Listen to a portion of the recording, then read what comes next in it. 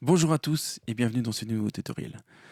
Dans celui-ci, nous allons montrer une petite astuce qui, selon moi, devrait être présente dans la version par défaut de Reaper.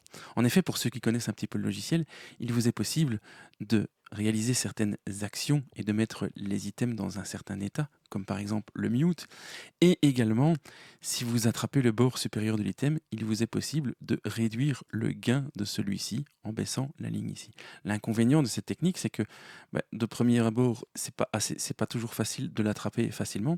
Et en plus, vous ne pouvez pas dépasser la valeur nominale de l'item. Alors nous allons aller dans les préférences en utilisant le raccourci clavier CTRL-P ou le raccourci Option Préférences.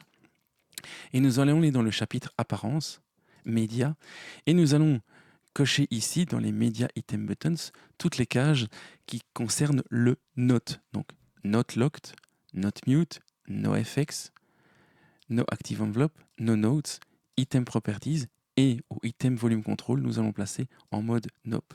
Je clique sur OK et vous constatez maintenant que les items se sont vus affublés de petites commandes. Eh bien, la première vous sert à gérer le volume au sein de votre item. Le deuxième vous permet de bloquer l'item afin que celui-ci ne puisse plus être déplacé. Le suivant vous permet de muter l'item. Ici, vous permet de charger des notes écrites dans l'item. Celui-ci vous permet d'avoir accès aux propriétés de l'item.